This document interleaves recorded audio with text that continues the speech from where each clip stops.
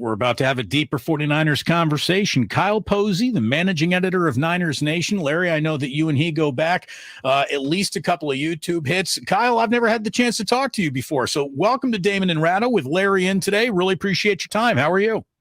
I'm doing great. I'm used to staring at Larry right now. And that's a bad thing. Yeah, sorry. I'm so sorry. We'll pick up that therapy bill. Just send it on over. But, Kyle, we were just kind of coming up with our lists of, things that must click for the 49ers to be a playoff team once again. And we wanted to stay away from sort of the obvious stuff, Trey Lance making a real splashy kind of, performance this year as the Niners' first quarterback. And, Deebo Samuel goes without saying. George Kittle, catch the football, be a great tight end. That goes without saying. Getting a bit more granular, what are the things that you think that fans should start looking for very early on in the season as signs as this year could be a playoff year? It's got to be the three up front, right? So they're going to break in a new center. They're breaking in a new left guard, and they might be breaking in a new right guard, all while breaking in the first-year starting quarterback. So we're assuming that Trey Lance is going to be good, which is fair, just naturally because, Kyle Shanahan, offensive quarterback, generally tends to look good. But everything's going to be brand new in front of him. And if we're looking and Trey Lance is running for his life at the beginning of the season, well, that's not just going to magically get better. So I think there should be a lot of focus going on what's happening in front of him. Yeah, Aaron Banks, left guard. Jake Brendel is there. They say they're confident coming out of the minicamp that he'll be the center, and then Daniel Brunskill possibly at right guard. Kyle, do you see any of the young O-linemen? They drafted, 3 or 4 guys. They signed a couple guys after the draft. Do you see any of the young O-linemen or any O-linemen besides those 3 guys, maybe giving Banks or Brendel or Brunskill a run for their money as the starter? I think this is Banks' job to lose. Like, he's pretty much cemented there in left guard, second-round pick. Didn't really address anything in free agency behind him. So I think he's there. But as far as the other guys go, it wouldn't be surprising to me to see more beat out Daniel Brunskill, or not even beat out Daniel Brunskill, because I'm not so sure. Like, me and you have spoken about this. The Brendel love came out of nowhere. Right. This is a guy who hasn't really played in a couple of years. And all of a sudden, we're supposed to believe that he's going to be this, let's say, 17-game starter without any hiccups. So I'm not so sure that's going to be the case. So I would say I would believe the team in Brendel if they hadn't brought in Donovan West, Jason Poe, and also drafted 2 offensive linemen. So my answer would be Jalen Moore. I think that his athleticism, his strength, and just having another year in the system, like, I'd be surprised if he didn't get playing time. And I'm not sure if he starts right away, but I think they're going to find a way to get him on the field this year. Kyle Posey of Niners Nation here on 95.7 The Game. Brandon Ayuk had such a weird sophomore season. It looked like he was in the doghouse and getting frozen out, basically, of the game plan early on.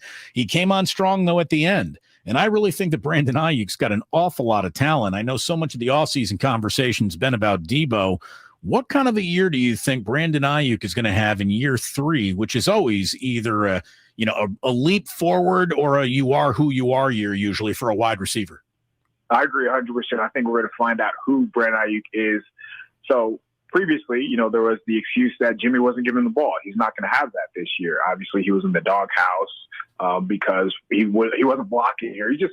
He wasn't taking, I think, the whole game of football seriously, or as seriously as he should.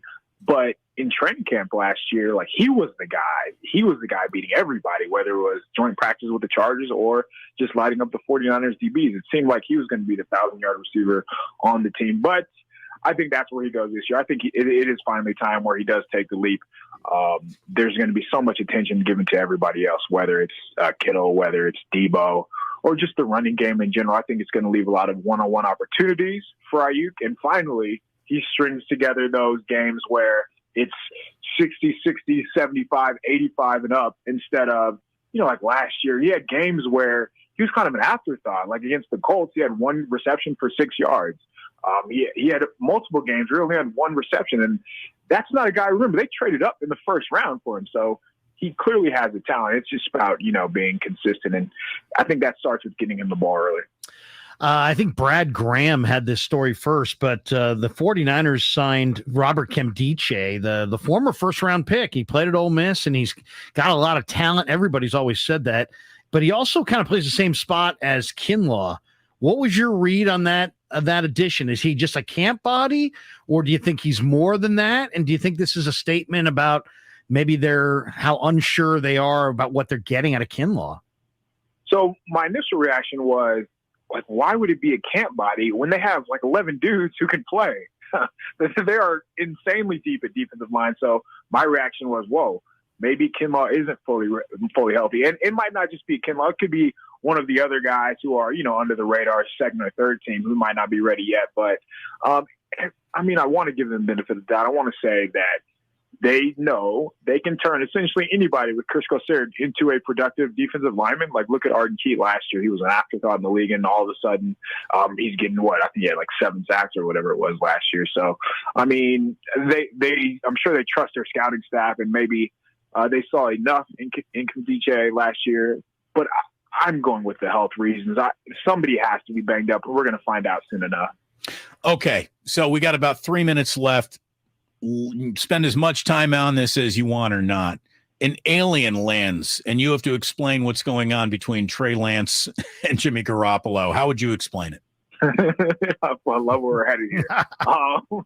So what I would say, and do you mean as far as like what their dichotomy is, like what their relationship is? Any way you want to take this, you got to talk to the alien, not me. Blank slate. Here's what I would say. For the longest, the head coach of this team thought that he could get by with a middling quarterback.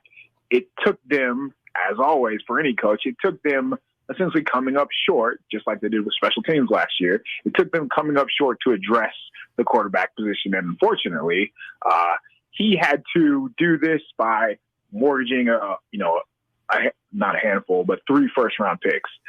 So now that we're here, he's finally going to get a chance to use that quarterback. But it took another, and I don't want to call last year a waste because they did make it to the NFC Championship, but they did so without needing Jimmy Garoppolo. Like, everybody is wondering why Jimmy's not signed. And yeah, a lot of that is due to his shoulder, but think about what a lot of scouts, I should say, it's the last thing you remember. The last thing you remember was Jimmy Garoppolo in the fourth quarter of the NFC Championship. That was not good. We don't have to worry about that anymore because there's a 3rd overall pick here. And I am pretty confident that everybody in the organization, as we're hearing, they don't trust Trey. Everybody in the organization is going to trust Trey Lance. So I would tell the alien that, yes, what you saw was not pretty at the quarterback position, but you no longer have to worry about that because now there's going to be somebody under center who can run the entire offense. Kyle, I wish we had a little bit more time, but it's not just a YouTube hit with Larry where you can go on for an hour. We're up against the clock here, but this was an awful lot of fun. I'm glad we finally met. Larry, I understand why you keep on having this guy back on. He knows his goods. Kyle's the man. Check him out on Niners Nation.